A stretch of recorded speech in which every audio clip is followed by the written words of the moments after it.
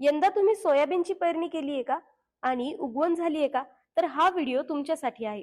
उगवण झाल्यानंतर पावसात जेव्हा आपलं पीक सापडतं तेव्हा त्याच्यावर कीड रोगांचा प्रादुर्भाव होण्याची शक्यता मोठी असते. आता सोयाबीनवरचे रोग कोणते? तर सोयाबीनवर खोडकूज, मुळकूज, बांधाकूज असे रोग येतात. त्यामुळं वारंवार पिकाचं निरीक्षण करायचंय आणि रोगांचा प्रादुर्भाव दिसला की त्याच्यावर उपाय करायचे. पण काय आहेत या रोगांची लक्षणं आणि त्यावर काय उपाय करायचे पाहूयात आजच्या या व्हिडिओमधून. नमस्कार, मी स्वराली ॲग्रोवन मध्ये आपल्या सर्वांचं स्वागत. आपण थेट मुद्द्यावरच येऊयात. उगवण झाल्यावर पाऊस पडल्यानंतर पिकाचं निरीक्षण अगदी महत्वाचं आहे. पण हे निरीक्षण करताना काय तपासायचंय? तर रोपाची पानं जमिनीकडे झुकली आहेत का, ती मलूल पडतायत का, पिवळी पडून गळतायत का हे बघायचंय. ही लक्षणं दिसत असतील तर पिकाची वाळण्याची प्रक्रिया सुरू झालेली असते. अशी रोपं जर आपण उपटून पाहिली तर त्याच्या मुळांची साल अगदी निघून येते, मुळं पांढरी पडायला लागतात. अशी सगळी लक्षणं दिसत असतील तर आपल्याला पिकावर मुळकूज म्हणजेच चारकोल रॉटचा प्रादुर्भाव झालाय असं समजतं. मुळकूज जेव्हा जास्त वाढते तेव्हा पीक पूर्णपणे वाळून जातं. मुळावर करड्या भुरकट रंगाची बुरशीची फळं दिसतात आणि ही पिकाची शेवटची अवस्था असते. अशी रोपं दुरुस्त होण्यापलीकडे गेलेली असतात. त्यामुळं अशी झाडं काढून त्यांची योग्य पद्धतीने विल्हेवाट लावायची. तुम्ही म्हणाल मग बाकी रोपांवरच्या रोगांचं नियंत्रण कसं करायचं तेही पाहूयात.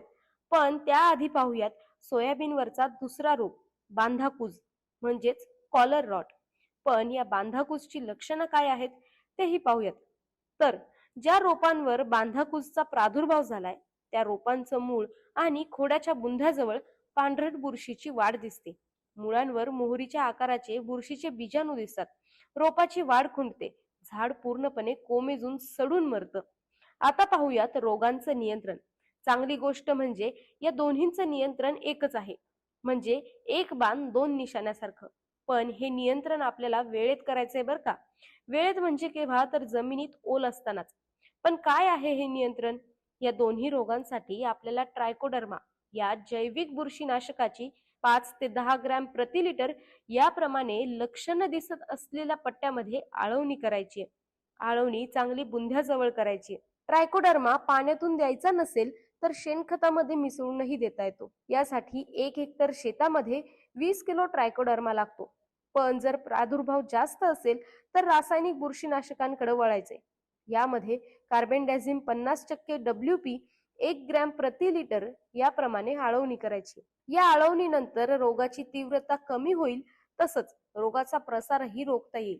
या दोन्ही रोगांच्या बुरशीचे बीजाणू 5 ते 7 वर्ष जमिनीत राहतात आणि त्यांना पोषक वातावरण मिळालं की त्याचा प्रादुर्भाव होतो. त्यामुळे एकदा रोग आल्यानंतर सारखा सारखा सोयाबीन पेरायचा नाही, त्याची फेरपालट करायची.